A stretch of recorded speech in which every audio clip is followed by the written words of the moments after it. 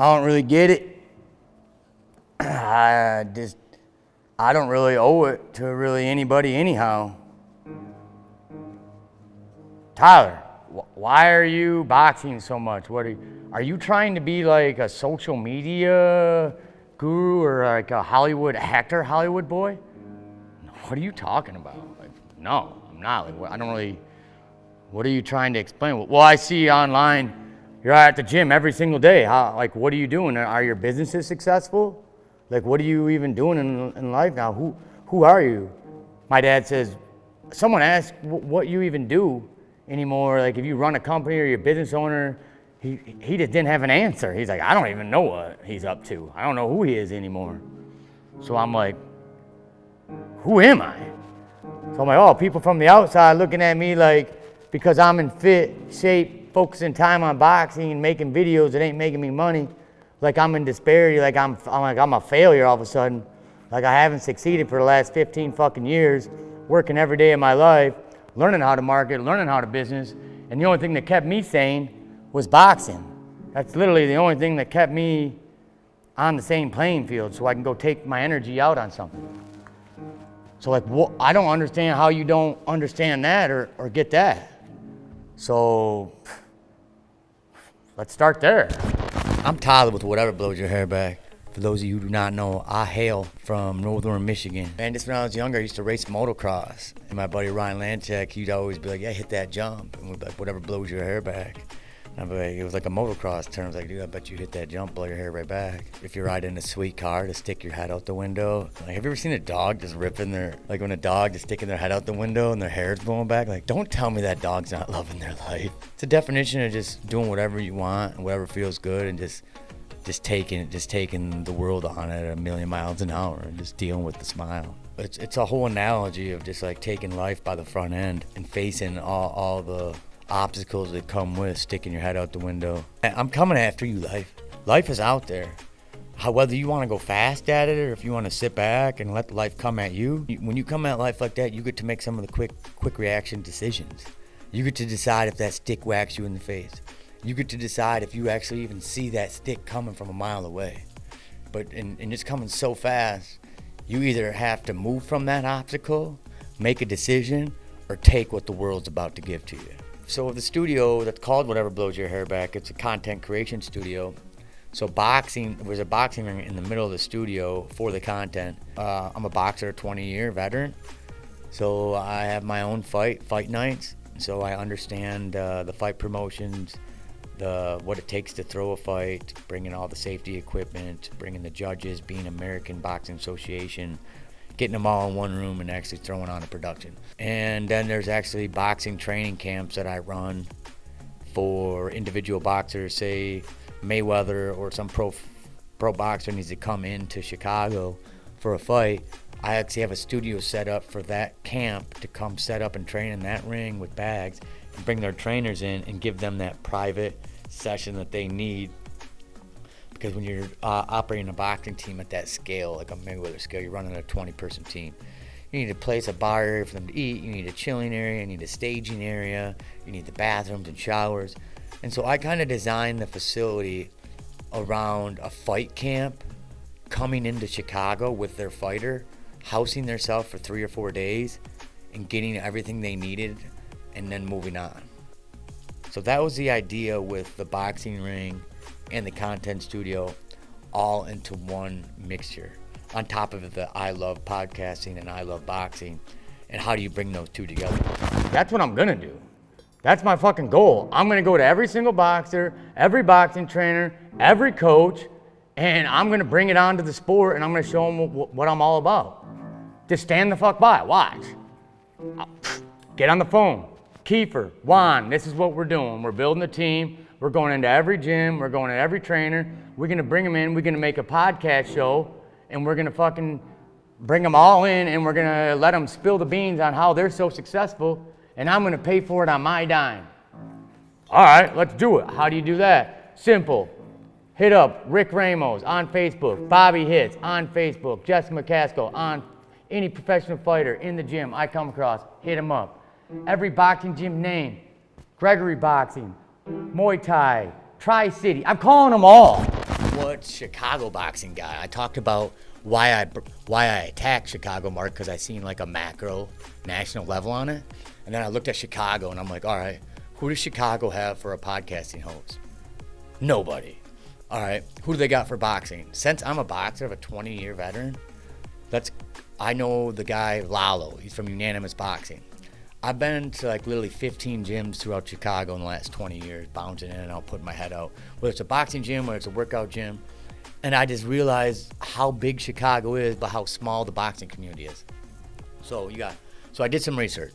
So I came out of the research, I found Bobby Hitz. Bobby Hitz is the boxing promoter of Chicago. He's been around since he was a pro fighter from about 20, 30 years ago. He's been in the game.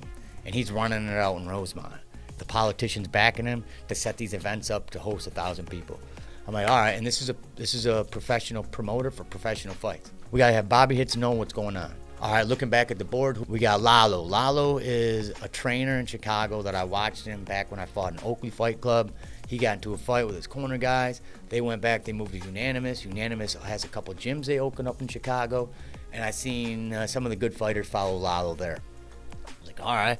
He's got all the pros hooked on him, but also he's on the amateur level. He can throw an amateur event together, just in his golden book in the back room. And all the fighters respect him. That's very important as well. I found out who's running the pros, who's running the amateurs, and I made my entrance, put together my own fight. And then once I put together that fight, it brought me more gyms. I noticed different gyms coming in. Charlie Co., owned by a Marine actually, he brought 5 fighters. The fighters out, we stopped at Gregory Boxing. We did a video of Gregory Boxing, and he brought some fighters, Jason, out of there. So all these gyms started popping up, and I started tying myself to all these gyms when having these fights, and they were bringing their fighters. So I was like, oh man, these same gym and these same boxing coaches are showing up to these same fights. So I started going I was traveling around Chicago, walking into these gyms. Like I said, I went to Gregory Boxing, and we went in there and we asked them questions, and we talked to the fighters. We went and spent time and our money and indulged in the present day fighters in Chicago that no one even knows about, heard or seen, or that no one's giving any attention to. Because the reason that we did that is because everyone already knows who the big shots were. First gym, roll into, assemble the team, go in there, shoot a whole film. Like, dude, this is a badass film. The business owner's gonna love that, or promoter, gym owner, whoever they are. So we make them the video, I send it to them. They don't even share the fucking thing. They don't even do a post, they don't even say thank you, they don't even do anything. Wow, oh, maybe that's just that one gym and that they just didn't know how to do that marketing content. Let's just go try to do a fighter. Let's bring in Castro, he's a good fighter. We can do a whole video on him. He's got a fight coming up. It's on next week. No one's doing anything for this kid. He's got his pro debut. I'm gonna do this whole workup for him. We're gonna film him. We're gonna just build this whole promotional video for him. The whole books. Doesn't even share the shit on any social media platform, Facebook, anything. I call him, hey man, can you post a video or say something about the video that we did? What do you mean, man? What do you mean? I'm like, I don't know, I just gave you $300 and I spent $1,000 on your footage and you didn't share it, or you didn't even tag me or write an article, write-up about me. Could you please do that? You know what, man, just drop me for my sponsorship. I don't know what you want from me. Holy shit, all right, man. Dropped him from the sponsorship. I go, all right, just moving on. I don't let my fighters run their mouth on the internet. I run my mouth on the internet. All right, let's bring in Rick Ramos, and he brings in Jessica McCaskill. Rick Ramos comes in, swings a big dick. Oh, we're the best boxers in Chicago. I got the best promotions. Like, who are you, Rick? Are you with the fighter? Are you a trainer? Are you a business owner?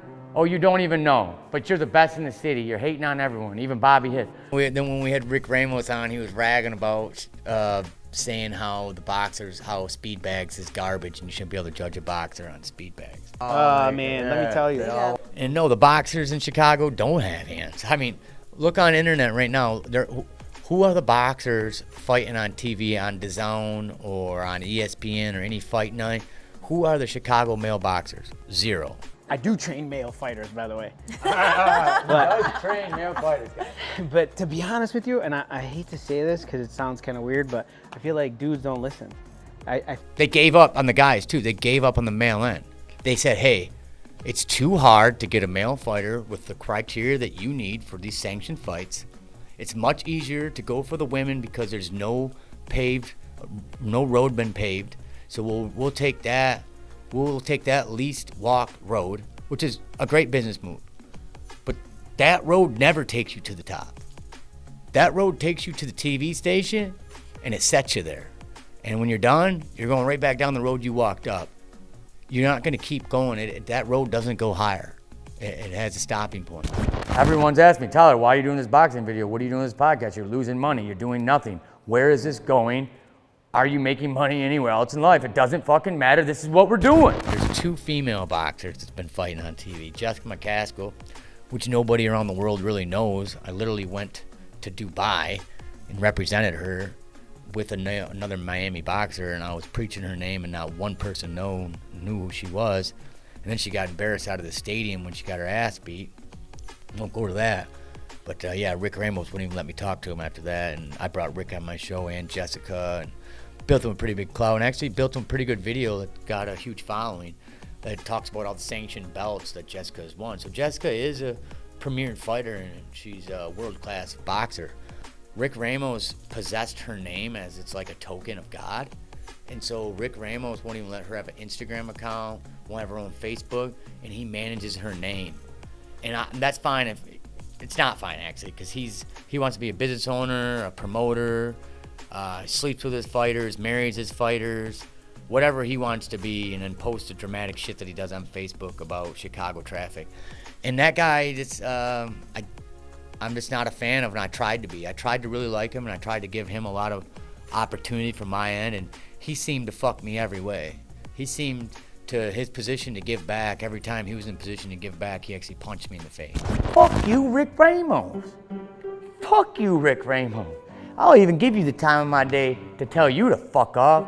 You a pile of shit. You came into my fucking studio. I built you your best fucking content. Your fighter went to Dubai, got her fucking ass kicked. I asked to give you a fucking debrief message. You acted like I was a fucking stranger piece of shit. I spent thousands of dollars on your bitch ass motherfucker. And fuck you, Rick Ramos. Get the fuck out of here. That little man's fucking. So while we're on the topic of Rick Ramos, I'd actually like to fight the guy. I mean, there's a lot of, he doesn't even know I don't like him, but I really can't fucking stand him. Because I've noticed he's making his claims. He's been talking with Bobby Hits. He's been hanging out with Lalo. That whole circle of guys been hanging out, and they're all finally starting to come together a little bit. And I was like, oh, maybe this is my time to come together with Chicago boxing. Then I'm like, nah, fuck it. I've been around so much. I've been around to like I just talked about the gyms in LA, Dubai, Miami. None of these fighters even recognize any fighter out of Chicago, let alone recognize Chicago boxing. So it's back to me to make that huge fucking footprint in Chicago boxing, because they're not even doing it. They took the easy card to let the women go, because the women's card's the new and up and coming. But no one gives a shit. So like, where's the good boxers at? Where's the top 10 male boxers? Oh, they're sitting there right at Mateo's at Boxers in Miami. Every fucking great boxer is lined up in Miami right now. I walk into Boxer, nothing but beautiful women and professional fighters fighting with standard everywhere.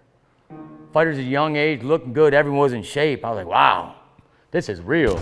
Miami boxing are real boxers. They're not just showing up, working out at the gym for a couple hours, working a part-time job as a server, that story. Miami boxers are professionals. They're showing up at the gym all day long with the training team. They're there sweating. They're sparring world champion, world-class boxers. They're flying other boxers in out of countries, out of states. They're world-class boxers. They're flying in all around the U.S. They're not, hey, let's go to Indiana to try to get our fights up to like 10 wins and just fight a bunch of nobodies. And then when we get 10 wins, maybe someone will recognize it. Because here's how it happens in the boxing world. Either you win your first 10 fights and you are 28 years of age or younger with 10-0, and then these sanctioned bodies like this WBC, for example, they'll take you on. They'll recognize you as a good enough fighter to put you in the ring on national television for a belt fight. But if you don't got at least 10 wins and you're under 28, so that's the first criteria. So what's these fighters do? And so here's the criteria of women. Nothing. Just be a boxer. And you're a boxer. You could show up and fight a world-class boxer. Olivia Curry has no world-class boxers, whatever. She got to fight the #1 contender boxer by chance. Wow, Olivia, you're so fucking great. Didn't even get a post or a share. I did a whole write-up on you. You even made us do 2 takes because you weren't happy with your first one. So you didn't share shit on that. Thanks, Olivia. You're a great fighter promoter too, videographer. I thought you would get it at all. The reason that Chicago took all these female boxers on because no one took on the female boxers. I remember talking to Lalo and Trinidad. Like, why are you guys going after these female boxers? He goes, because nobody else is. It's our way in. And I was like, and he wasn't. And fast forward a year and a half later, Lalo was on national television fighting on the Jake Paul card with Olivia Curry. Was a fighter that we went and picked out of a unanimous boxing gym when we're like, hey, who do you think the new up-and-coming is a year and a half ago? And they gave us Olivia Curry, and she made us redo her interview because she wasn't happy about it. She made us do all this work and re-editing, and then I posted it, and she didn't even share it. And she didn't even like it or didn't even post it. So it actually made me not even really like Olivia. Like, whatever blows your hair back, puts a free promotion on you and brings you in, puts you on your channel, and it gives you that hype, and you're too good to share that, well, you're not going to be around very long, Miss Curry. I mean, these women are in their late 30s, too. Let's talk about their ages. They're more their mid to late 30s. Once a guy hits that age, he's on his way out. Like, where's all these young boxers that are not? Like, what's going on? Like, it's just a weird thing. Where's the young women boxer? I don't really know what's going on. There's just a bunch of old women boxers that are fighting pros on weird cards on national television, and they don't rate. And they're not even selling any fucking tickets. I thought after that fight I'd get 1 watch or 1 view. She went on national television. Not one person Googled her name and brought something up, because I made sure if someone Googled up Olivia Curry or entered her name in some kind of search bar, I double checked that mine would be the first video on YouTube to come up. And I was right there with unanimous.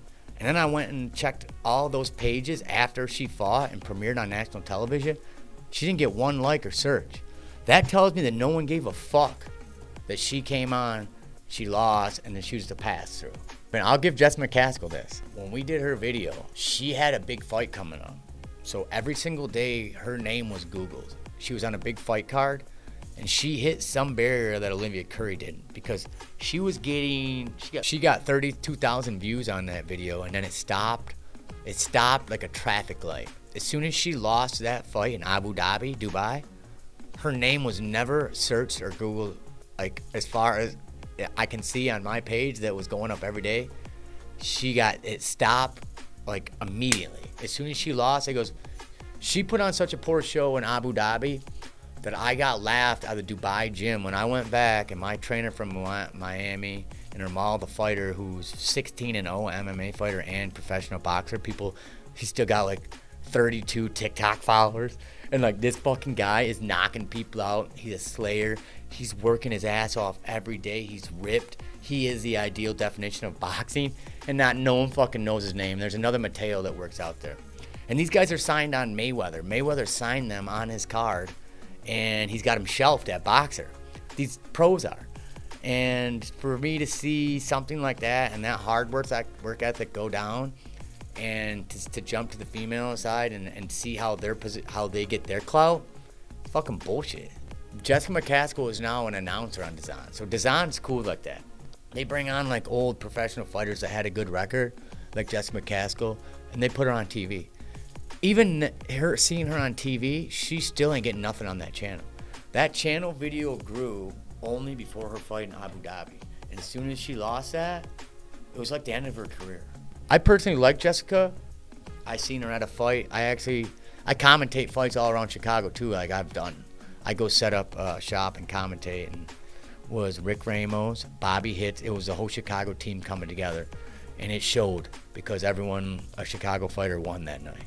And where'd they pull these fighters from? Dirty Indiana or whatever. The Barracks, Ortiz, he owns it, and he's got a son. I can't remember his son, and his son fought.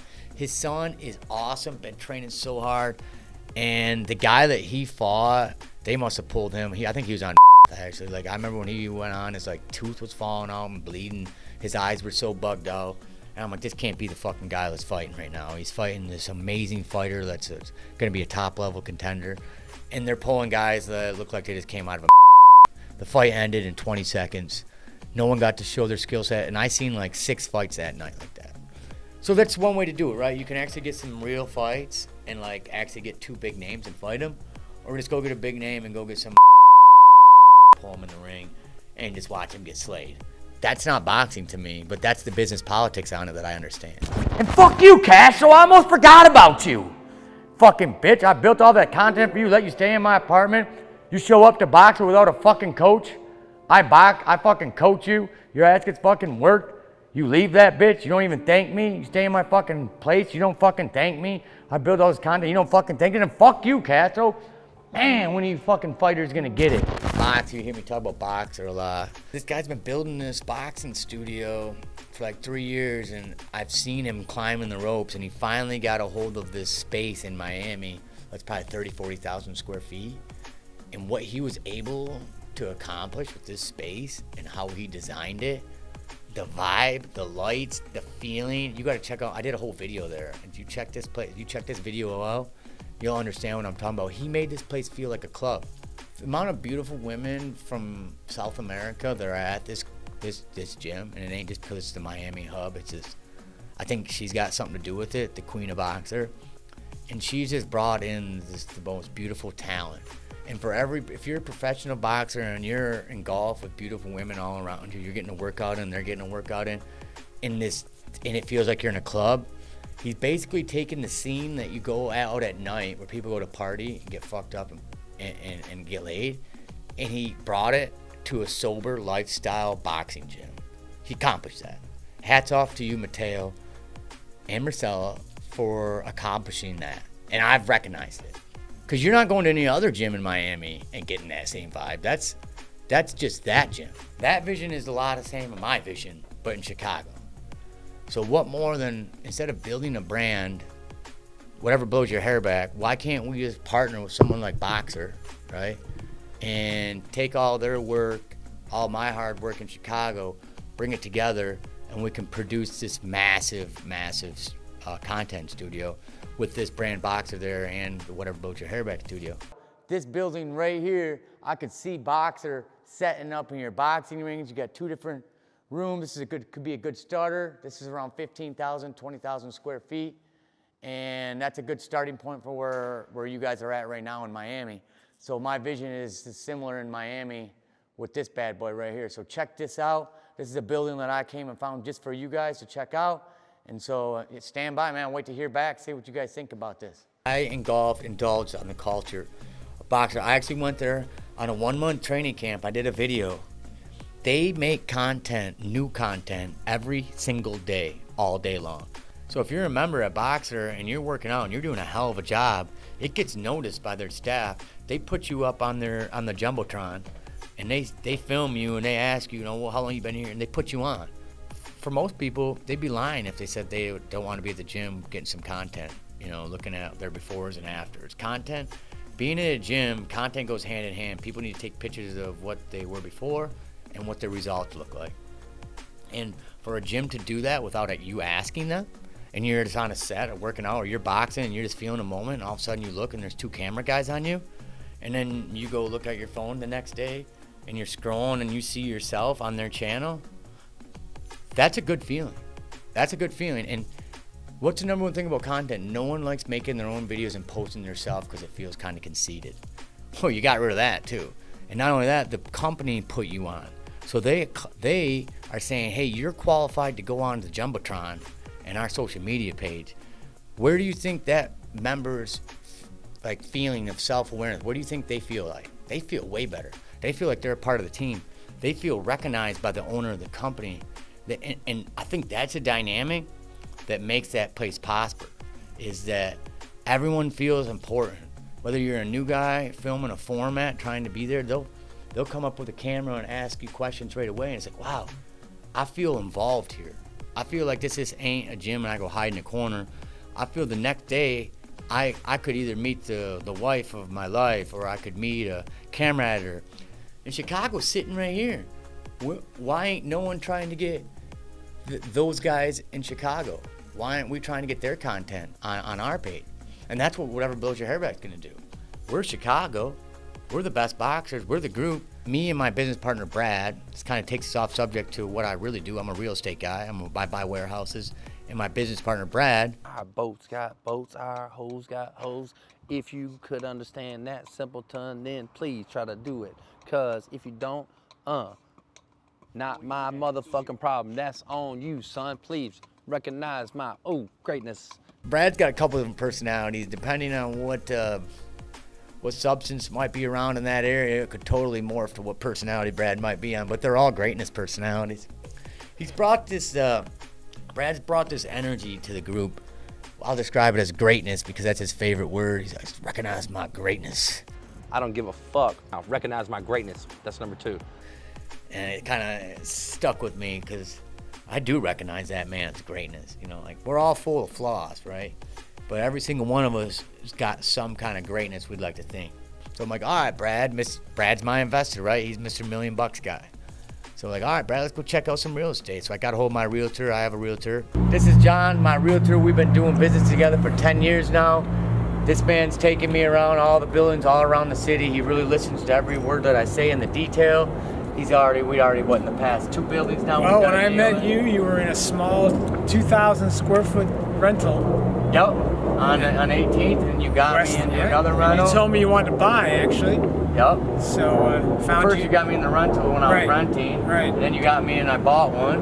And then we did it again. You sold my building. You sold my last building twice. And long story, but then now he's looking for another building. So this will be like our 3rd, 4th business deal me and this man's gonna get our hands into. So Brad's a multifamily home guy. He's used to buying big properties from anywhere from $5 million to $35 million.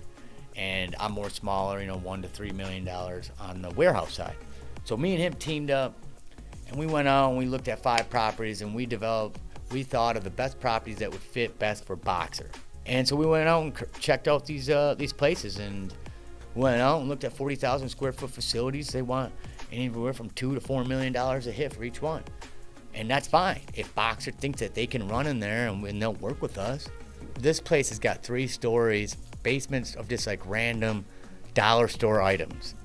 I mean, so this guy's probably buying Chinese carts, getting them shipped here, got an online store, and he's just selling them out of his warehouse. So it's a owner use.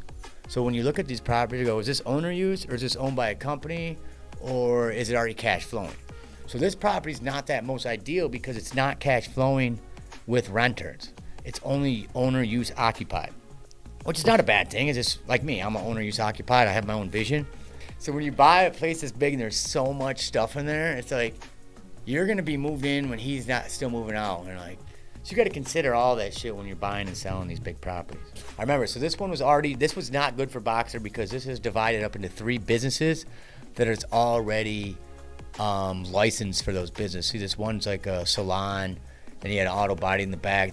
So you actually got a combination of industrial on that side, and these are storefronts that have already been redeveloped. And they're already developed, so they're already separated. You can rent them out. So if you're looking at like what I like to do is find renters per month. You get 5 renters, figure out whatever the cost is, and do your math problem. Make 10 grand a month.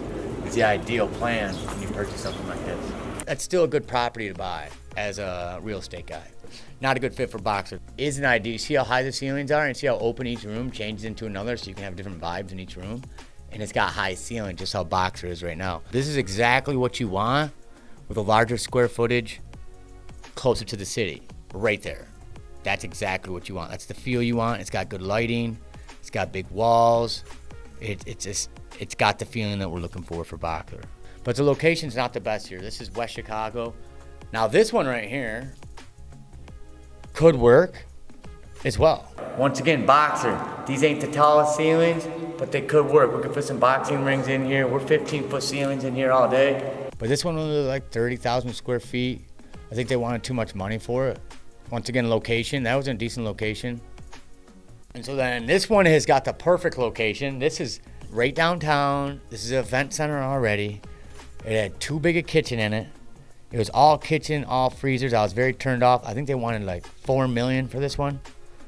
And I was very turned off on this one. I was like, man, this is just not the right size. It's the right location.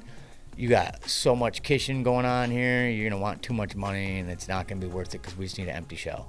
So they were working in the deal. They were like, hey, we'll get all this out for you. You know, a lot of times you can work a deal and they'll try to help you. But that one I just wanted out of. It was a perfect spot in town, downtown. We need a bigger space. It needed to be bigger. Less kitchens. I'm in Miami. I'm doing it. I got the film. These guys love me so fucking much. They're like, we're going to Dubai to do an international fight, and we want you on our team. We need your energy. We need that motivation. No one cares about boxing like you do, Tyler. What the fuck's in it for you? Roger that. We going to Dubai, November 1st. I'll be there. I don't care. $1,200 ticket. Send it. Oh, we need a film team? I'll throw thousands up for that too. And I'm going to bring all my gear. Couple $1,000 worth just for backup. Boom, baby. All right, see you in Dubai. Why was I in Dubai? I was in Dubai because my first boxer training camp, I met a trainer, Donato. I hired Donato. I was paying him $100 a session, and that was my trainer. So I built this huge. He's seen my skill set of my communications and my business skill set. At the end of my month-long training camp, he goes, "Hey, Ermal's fighting in Dubai for a WBC title chance on a Bitcoin fight card. Would you like to go and be like a marketing hype guy?" I was like, hell yeah, I want to go be like a marketing hype guy in Dubai. I haven't even been to Dubai before. Came in by myself. He wanted me to bring a camera guy so we could film the whole training camp in Dubai. So I was like, all right, I got a camera guy coming. Not complete, but I don't really know him. One thing I do know about him, that he's gay, he has green hair, and he dates like a 68-year-old dude. All right, so I was like, all right, that's not a problem. None of that's a big issue. So like a couple nights before we leave to Dubai, I leave. He calls, he's like, dude, there's a huge problem. I'm like, what could be the problem, man? He's like, I'm gay, and you're not allowed to be gay in Dubai. I'm like, what? I don't think they give a shit if you're gay. It's not like you're going there and making out with someone, blah, blah, blah. Or like you're not bringing a boyfriend. You're not doing any gay habits. I don't care that you're gay. I'm sure they don't care that you're gay. And he's just like looking for all these rules, like coming into a country of what you can and can't do. He's freaked out by Dubai. I wasn't going to buy him his own room. He's my camera guy. He needs to be filming all this shit. He gets to the room and loses it like, dude, I'm gay. I can't be in the same room with you. We're gay. I'm gay. I'm like, dude, none of that fucking matters. None of that matters. So I calm this dude down. He's like, all right, I'll just go buy my other room on another floor. So I wake up the next morning. So everything is cool. He's all like, cool. Wake up the next morning, knock on his door, no answer. Go to the front desk. I'm like, hey, where's this dude that was standing there? Like, oh, he left in the middle of the night. He said he had COVID. He was gone. He comped out on my money I lost. He ended up giving me like $500. So I go back and I tell Donato and the fighters, like, hey, my camera guy didn't come. So then they were really upset with me that I didn't have a camera guy. He's like, well, that's fucked up. I'm like, well, there's nothing we can do about it. I'll try to do my best on my phone. Anyways, the week of training goes by. I was filming everything on my phone. Just great. And I couldn't help but get to notice that after training, Coach Donato wanted to kind of have some fun, like drink a little bit. And I'm like, well, that's fine. Drink all you want. But then I started noticing, well, he didn't really have the finances to drink. Like, well, I don't got the money to drink, just for the fight. So I'm like, well, then we should just be fighting. He's like, well, looking at me like I'm the financier. Like, well, you're here. You're part of the group. Like, you said you were going to help out. I'm like, oh, all right, I'll buy you a glass of wine tonight. So then I started seeing him drink one glass of wine, a bottle, and I started seeing him get tipsy.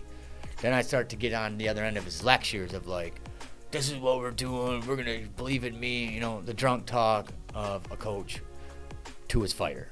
And, maybe that was their dynamic. They go out to dinner and they eat. He gets drunk. He coaches them, talks about how they're going to take on the world. And I'm kind of sitting back like, man, I wish I didn't see this part of the fight dynamic. This is very discouraging. I don't like being around alcoholics.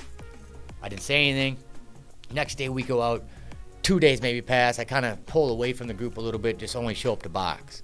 And then you can tell he's like, oh, you coming to dinner tonight? And so I go to dinner that night. And this night, he's like, hey, we can buy some alcohol, but we can't buy it legally. Can you get it? I'm like, sure. Like, what's it? Like a fifth of vodka is like $60. I'm like, all right, sure. I'll buy you a fifth. He's like, well, it's illegal here. You need to go meet a guy in the back alley and get out of his trunk. I'm like, hold on. You want me to go meet some dude in another country that's illegal for your alcohol that I'm not going to drink and meet him in a back alley? He said, yeah. And then it's like, this motherfucker at this point, he didn't know what the fuck just flew through my mind, because I'm like, wow, he's using me as He's just using me as a pawn to get what he wants, to get his alcohol, to get his fix. I was looking for a mentor. I wasn't looking for a drinking buddy. I wasn't drunk. I was there to provide value for boxing. It got construed. I'm not out there to buy you booze, Donato. I'm not out to do the dirty work to buy the alcohol in the back alley in Dubai so I go to jail and get caught, not you. And I was like, and for me to pay for it? It was insane that this man was asking this. He went and got that shit, and then I seen him take it like a selfish kid, just pound the whole, go to his room, pound half of it, guzzle it. I'm like, holy fuck, this guy's an alcoholic. He like cornered me. And he's like, listen, if you're going to be in the boxing game, this is what the fuck you're going to learn. You're going to know this, this, and this. And this whole time I wanted out. I'm like, dude, this fucking sucks. And I'm like, this isn't what I really wanted. And so, like, knowing me, I left that room, like, I don't know what to think anymore. So once my mind starts, once I lose my respect of, like, full respect for you, I will no longer hold my tongue. So now we go out to dinner the next night, and this motherfucker starts running his mouth, just drunk again. Story I didn't tell you about, I brought my own cameras to film this, 2 of them. I'm about to get out to the airport, security stops me, searched me, asked me if I had a vape pen on me. I said, hell no. Had it in my hand right here the whole time. I was worked up, I was nervous, I was sweating, knees weak, arms are heavy, there's vomit on a sweater already. Anyways, I forget all my camera gear and the disparity and the nervousness I was. They searched me, they didn't find anything. I left all my camera equipment at the airport. I show up to Dubai, first day of training, I had none of my equipment. My camera guy didn't come for a week. Everyone was disappointed in me. Well, I told Donato that story, and he's like, well, if you would never tried to bring that in, he goes, what are you bringing that shit in for anyway? So looking back at it, the reason that he was sacrificing me to buy the booze is because he's seen that I would sacrifice myself to get to a country. So he's like, oh, wow, if Tyler devalues something for himself so much, you should be the guy buying the booze too. I said, well, let me tell you the difference. The booze is for you. If I'm gonna go to jail and risk my life, it's gonna be for my fix, not your fix. So I don't think he really liked that. And so that went down at dinner. At dinner, he brought that up if he was drunk. This is what really set me off. That man's gonna talk bad about all this that I'm doing, about the transactions that I'm having in another country, about the and when we were back in the States, I told and I shared some of this information that I used to do in the past. And he tried to plug himself into one of my deals and set something up. So at this table, while he's bringing me down, saying like, I can't, but he started saying, you risked this whole fight team. You were gonna ruin Boxer, you were gonna ruin all these different names. I'm like, dude, no one even knew anything about what team I was on. I came in on my own to this country with my own vape pen in my hand. I had no hat, I had nothing to do with you or anyone. Let's start that off. Second off, you hypocritical motherfucker. Let's talk about you in Miami trying to talk some side cash with me and trying to get a move with me to plug it together. The fucker called me a snitch. He goes, you know what we call you? A fucking snitch. He goes, I'm gonna come over to this fucking table and beat your fucking ass right now. This is 6'5", 55-year-old Italian guy, professional boxer and a coach. I still, call me egotistical to this fucking day. I'm sitting there, come on, motherfucker. Come across this table. I'm a fucking street fighting king. Let's go. I'll fucking grab your ball sack and fucking spit in your mouth, bitch. I'll play some dirty fucking games, Mr. Coach Donato. He's fucking threatening to beat me up, talking about all this. I'm calling him out for some shit that, he goes, you want to hate on me for tried to get involved in my game. You want what I'm a part of, you hypocritical motherfucker. And then you try to set me up on a booze deal. I goes, you're the one that's more fucked up here. By then, he stormed out of that fucking restaurant, tried to fight me. Let's not forget why we're here. We're here for our mall to fight the WBC title. Yo, we ain't here for me and you drug talk and booze talk and you getting fucked up. We're here for fucking Ramal to win the WBC title. I'm his buddy. I'm holding mitts. I'm the camera guy. I got all the content for the last week and a half, and you about to throw me off the fight team. And sure as shit, he threw me off the fight team. Check, I put you in place, Donato.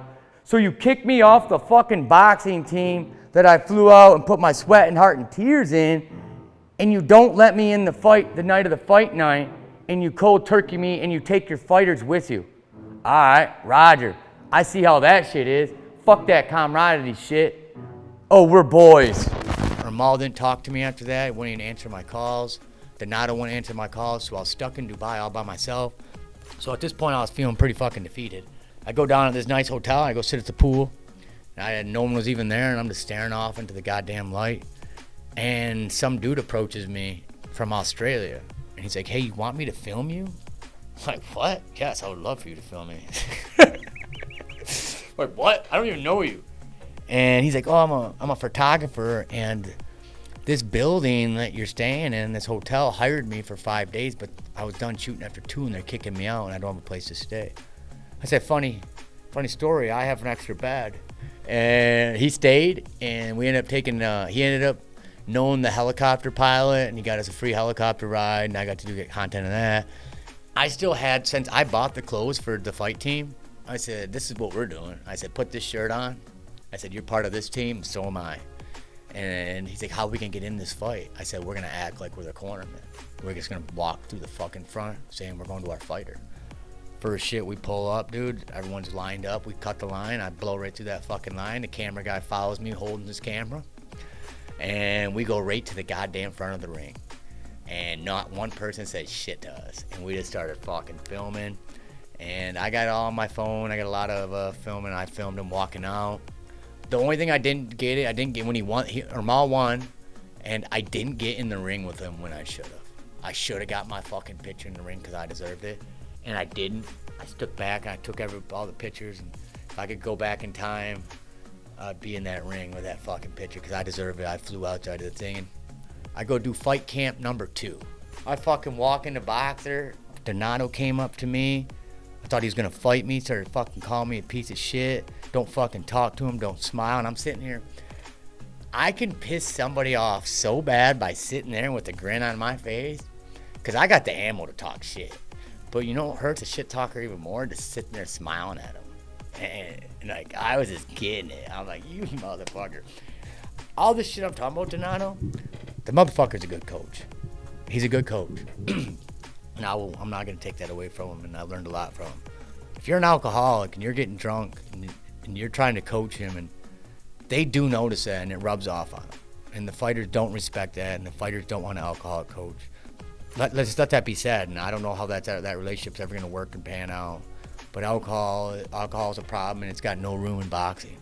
You won't see me coming in boxing gym or trying to conduct business, so forth, in the actual fight gym. So that's more or less where my relationship and boxer, where some drama started, but what started with greatness would turn into drama. And so what I learned about that, and it's very discouraging, because I goes, well, I wonder if this is going to happen to every boxing gym I go to. I think it's amazing, and then I find out the infrastructure and I see how it's created. I think he respects that he couldn't get to me and make me quit. I knew what I was doing they were going to love.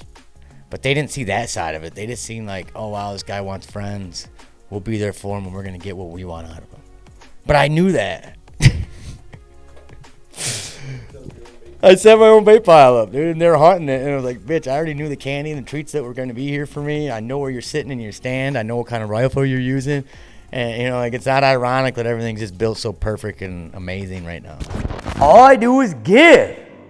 I give content. I give time. I give value. I give money. I give love. And what do I get? Fucking shit on. You know, where we're going is higher in the boxing community and some content studio. And how we're going to get there is me showing up to the studio right now and telling these stories. And with my dedication and my drive, yeah, there's no reason we can't accomplish this channel just to be as magnificent and hold all the greatnesses that I talk about. I've never stopped or quit anything in my life, and I've only seen exponential growth. And to get me to where I am, I'm just executing the same steps in this podcast as I did in all my businesses. And they all started in the beginning the same. Sloppy, messed up, can't afford it, and haters. But man, down the road, they all turn to greatness. And the haters drift off, and they all soon become lovers. It's just the way it goes. If you hang in there long enough, the haters convert to be lovers, and that's where I'm going.